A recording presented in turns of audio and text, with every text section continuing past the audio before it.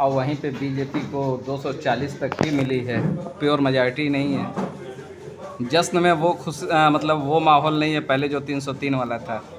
देश में एनडीए और इंडी गठबंधन का चुनाव हुआ था। भारतीय जनता पार्टी अपने स्थान पर है, लेकिन उसके सहयोगी दल को मिला करके एनडीए चुनाव लड़ा था और एनडीए को पूर्ण बहुमत मिला। नायडू जी और नीतीश जी कितनी देर तक टिक पाएंगे? ये चुनाव के पहले से हमारे सहयोगी हैं और मुझे पूरा विश्वास है जिस प्रकार से इंडिया अलायंस ने उन दोनों को प्रोत्साहन दिया था कोई असर नहीं पड़ा। आगामी 5 वर्ष तक पूर्णतः एक साथ चलेंगे। जिस तरह से नीतीश कुमार पार्टी बदलते रहते हैं तो क्या उन पर भरोसा किया जा सकता है क्या? किसी चीज़ का कोई न कोई अंत तो होता है, अब तक बदलते रहे, अब उनके अनुसार सारी स्थिति है। मुझे लगता है कि अब ऐसा कोई विषय नहीं आने वाला। उन्होंने रेलवे मांगा, फाइनेंस मांगा, उसके अलावा और भी एक मंत्रालय मांगा है। बहुत अच्छा है, क्या बीजेपी बीजेपी? बहुत अच्छा है, उन्हें मांगना चाहिए और हमारी पार्टी हमारे संगठन के लोग माननीय मोदी जी देते हैं तो हम लोग को भी अच्छा लगेगा। और इसी तरीके से नायडू जी ने 5 मंत्रालय मांगा जिसमें बड़े इम्पोर्टेंट हैं। बहुत सुंदर, जो भी सहयोगी दल हैं जो भी मांगते हैं हम उनका समर्थन करते हैं, वो हमारे सहयोगी हैं और उनकी भी इच्छा पूरी होनी चाहिए।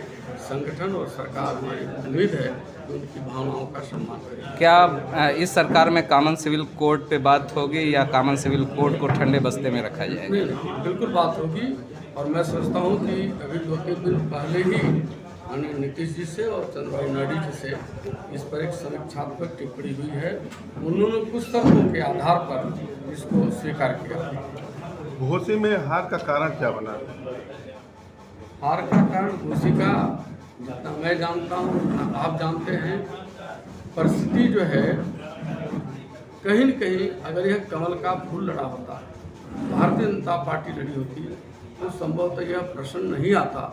एनडीए लड़ा था, एनडीए की तरफ से हमारे सुभाषपा के प्रत्याशी बहुत सुयोग्य थे, बहुत अच्छे थे, परंतु कुछ स्टेटमेंट को लेकर के और कमल का फूल और छड़ी के कन्फ्यूजन को लेकर के कुछ बातें इधर उधर हुई, जिसके नाते ये परिणाम आया।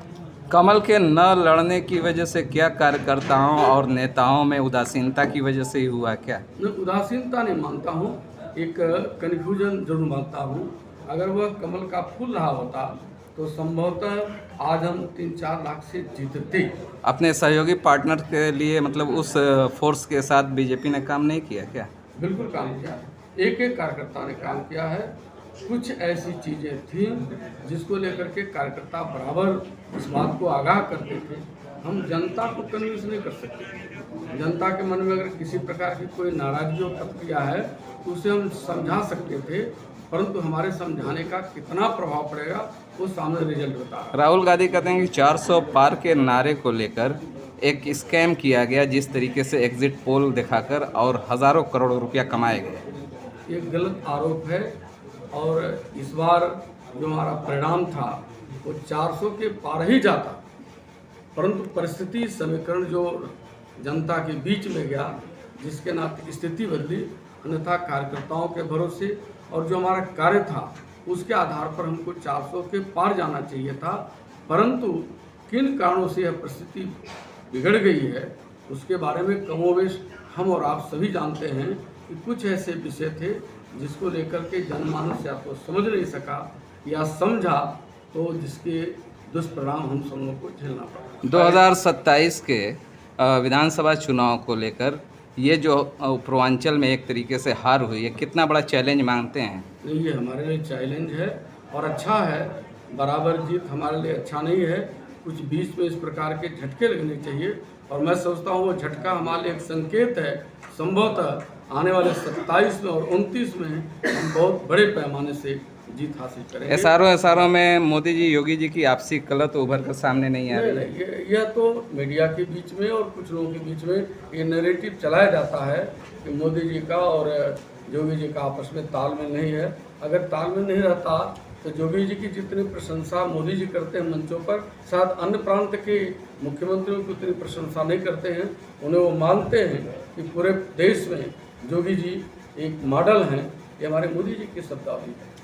अगर देखा जाए तो अयोध्या में राम मंदिर भी बनाया गया और उसके बावजूद भी वहाँ करारी हार का सामना करना पड़ा, ऐसा क्यों? देखिए, वहाँ पर अयोध्या में हम हारे नहीं हैं, अयोध्या शहर में हम जीते हैं। अयोध्या के बाहर जो ग्रामीण अंचल थे, सड़क बन रही थी, चौड़ीकरण हो रहा था, ज़मीनें ली जा रही थी, कई इस प्रकार के प्रोजेक्ट चल रहे थे, जिसमें सपा और बसपा और कांग्रेस के जो लोग थे वह अन्य लोगों को इस प्रकार का वातावरण क्रिएट करते थे तो मुआवजा नहीं मिलेगा, अन्य प्रकार की दिक्कत होगी, भविष्य में हम उजड़ जाएंगे। और उनका नैरेटिव जो चला उसमें सामान्य जन जो है उसमें कन्विंस हुआ है। जो भक्तगण थे, जो राम के सेवक थे, ऐसे लोगों के मन पर कोई प्रभाव नहीं पड़ा है और हम अयोध्या से जीते हैं। उसके बाहर से हम कहीं न कहीं नैरेटिव के कारण हम दिक्कत में पड़े। कार्यकर्ताओं को क्या संदेश? फैक्टर क्या है? हमने बता दिया है कि घोसी के हार का कारण का अभी हमने बताया है, आपको भी बता देता हूँ। महंगाई, बेरोजगारी, आरक्षण। देखिए, महंगाई बेरोजगारी तो राष्ट्रीय स्तर का विषय है, वो सब जगह था।